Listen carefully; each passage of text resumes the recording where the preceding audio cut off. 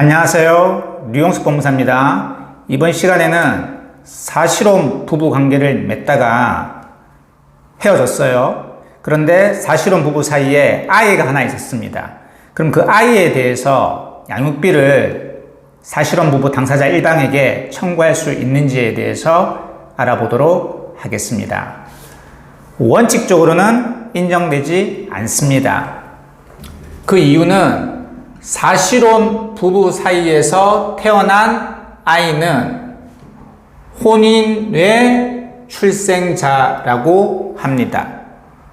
즉, 어머니 같은 경우는 자식을 놓으면 바로 모자 관계가 성립이 돼요. 바로 법률상. 왜요? 내가 낳았으니까. 이건 확실한 증거잖아요. 내가 배 아파서 낳았으니까. 그러니까 어머니 같은 경우는 아이를 놓자마자 모자 관계가 법률상 성립이 됩니다. 그런데 아버지 같은 경우는 바로 인정이 안 돼요. 이게 사실혼 부부 사이 관계에서 아이를 놓은 경우. 그래서 법적 관계가 성립이 안 돼요. 그렇기 때문에 사실혼 부부 사이에서 헤어졌다. 그래서 어머니가 아이를 키우기로 했다. 그러면 아버지에게 양육비 청구를 할 수 있느냐? 안 됩니다. 그러면 양육비 청구를 하려면 어떻게 해야 되느냐? 법적 관계를 만들어야 돼요. 그럼 법적 관계를 만들려면 방법이 두 가지가 있습니다. 이 아버지가 이 아이를 인지를 하는 거예요. 아, 내 자식 맞아. 그리고 친생사 신고를 하는 겁니다. 그러면 그때부터 법적 관계가 존재하기 때문에 양육비 청구를 할 수 있습니다. 혹은 이 아버지가 부인해요. 내 자식 아니야. 그래서 인지도 안 하고요.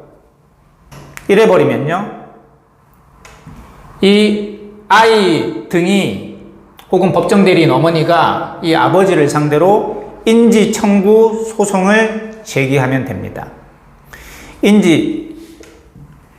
네 아들 맞잖아. 그래서 뭐 유전자 검사라든지 뭐 이런 걸 통해서 인지 청구소를 합니다. 인지를 해달라.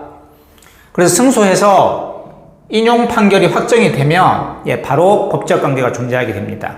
그래서 인용 판결이 확정이 되면 그러니까 인지 청구소에서 승소 판결, 인용 판결이 확정이 되면 그때부터는 이 아버지를 상대로 양육비 청구를 할 수가 있습니다.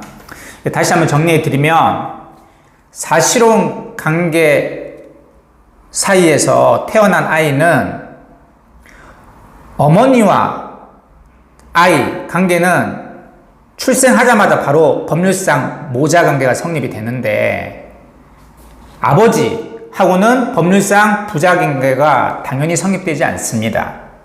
그래서 아버지가 인지를 하고 출생자 신고를 하든지 혹은 아버지가 그걸 거부를 한다면 아이나 법정 대리인이나 이해관계인 등이 그 아버지를 상대로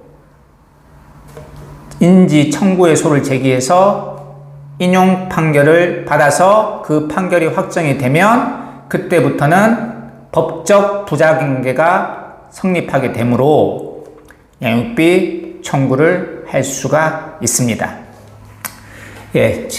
지금까지 류홍석 법무사였습니다. 감사합니다.